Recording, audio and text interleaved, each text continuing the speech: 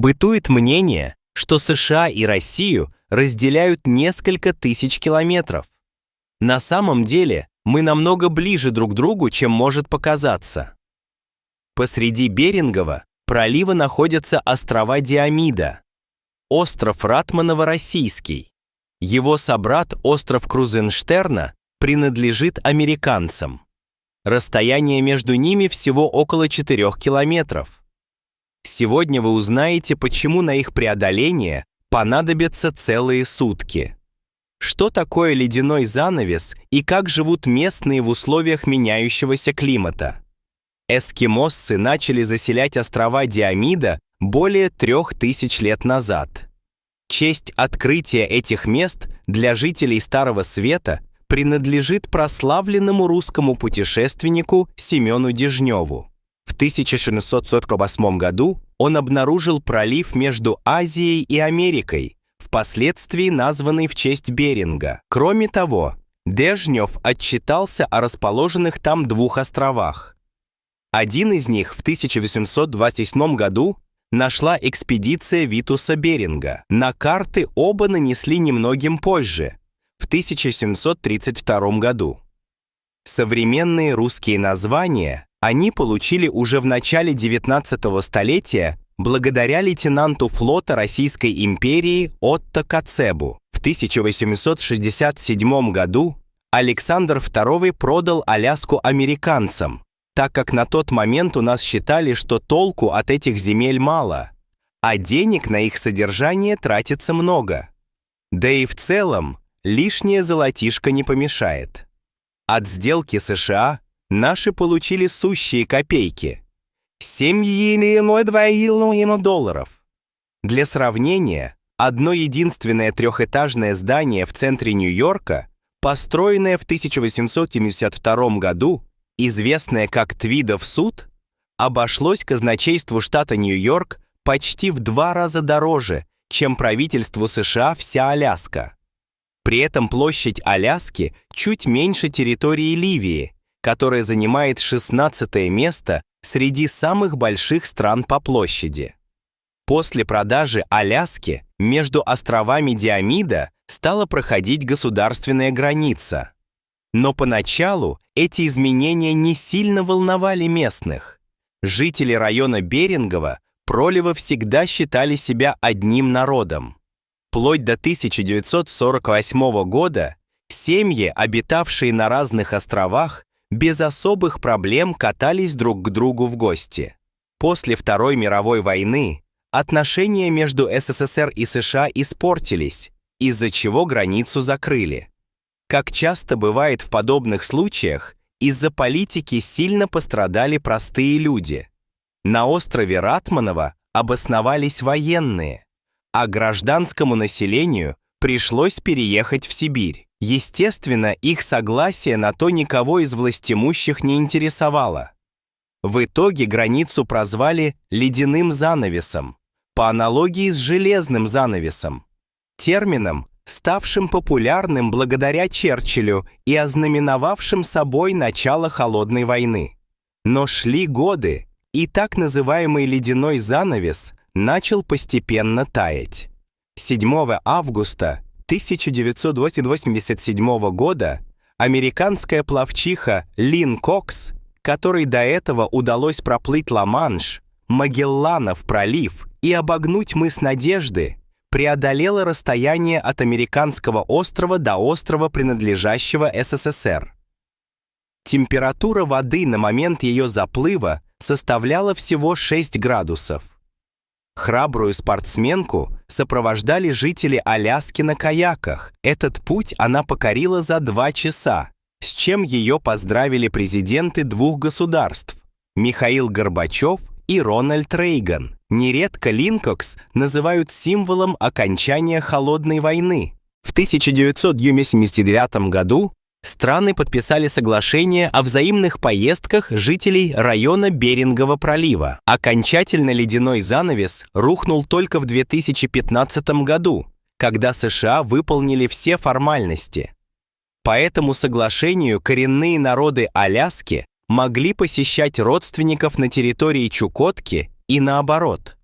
Чтобы отправиться в поездку, нужно было получить приглашение от родственников из установленного района. Находиться в гостях разрешено было не более 90 дней. Как обстоят дела в 2021 году, сказать сложно, так как об этом нет никаких упоминаний в СМИ.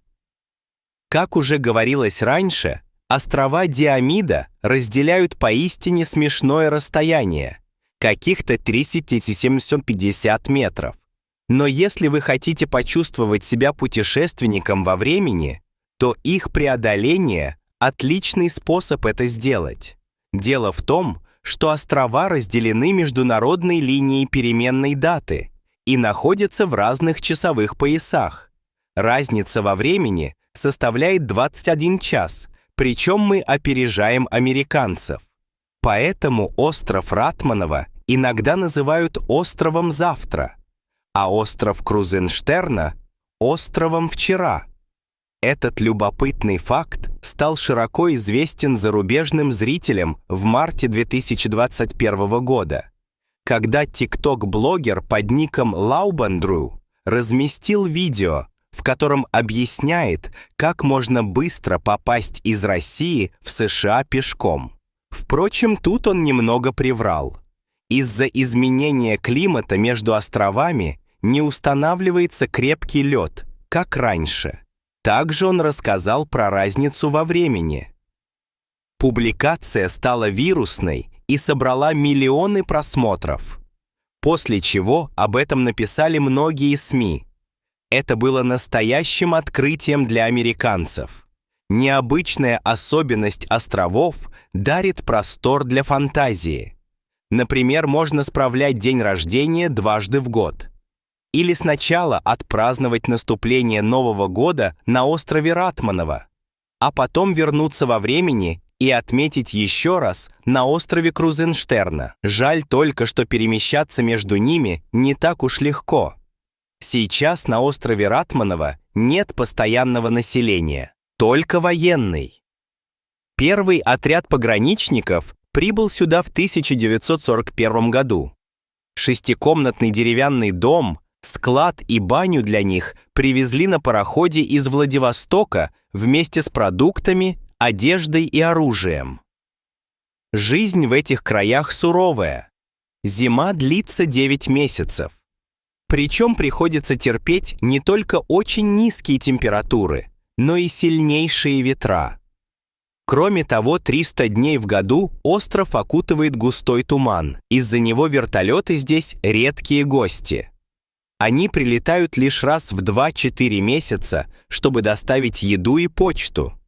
В части служат только контрактники, причем основные благоцивилизации у них имеются: телевизор, телефон и так далее. На острове Крузенштерн, или как его называют американцы, остров Малый Диомид, нет военных. Здесь находится лишь единственное поселение, которое называется также Диомид. Когда видишь это поселение с высоты, то возникает ощущение, что это одно из самых уединенных мест на планете. В нем живет скромных размеров община эскимосов, насчитывающая чуть больше 100. Сегодня на острове около 30 построек, в том числе жилые дома, построенные в основном в 1970-х и 1980-х годах. Но несмотря на скромный внешний вид, в поселении есть прачечная, медицинский кабинет, находящийся на верхнем этаже того же здания. Также есть школа, из класса которой открывается вид на российский остров. Есть библиотека, вертолетная площадка и спутниковая антенна для телевидения, телефона, факса и доступа в интернет. Запасы магазина на острове ограничиваются небольшим количеством еды, напитками, одеждой, огнестрельным оружием, боеприпасами и топливом. Все, что нельзя купить в местном магазине, нужно заказывать почтой с Анкориджа, которая в зимнее время прибывает не так уж часто. Как и во многих других поселениях коренных жителей Аляски, Импорты и продажи алкоголя запрещены. Электричество обеспечивается дизель-генераторами, а вода для зимнего использования берется из горного источника, затем обрабатывается и хранится в огромном резервуаре. Из-за вечной мерзлоты прокладка трубопровода под землей затруднена, поэтому жители должны вручную переносить воду. Работа на острове в основном ограничена поселением. Это почта, школа, медкабинет.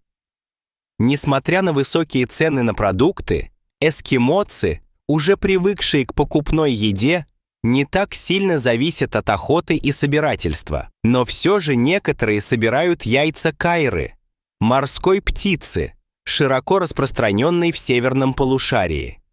Охотятся на моржей и делают сувениры, которые пользуются популярностью на материковой Аляске. Средний годовой доход семьи на острове составляет около $25 000, примерно 1 800 000 рублей, что не так уж много из-за высоких цен и зависимости островитян от привозимого продовольствия. Так, допустим, упаковка обычного стирального порошка стоит $45. В общем, жизнь на острове не только сложна, но и дорога. Последнее время проблемы с Кемосом добавляют изменения климата. С каждым годом становится теплее, из-за чего страдает традиционный уклад. Островитяне, особенно молодежь, стали потихоньку задумываться о переселении. Но несмотря на это, путешественники отмечают, что местные кажутся более счастливыми людьми, чем многие жители больших городов. На этом все, друзья. Делитесь этим видео, если оно вам понравилось. Оценивайте его лайком или дизлайком, а также пишите ваше мнение в комментариях.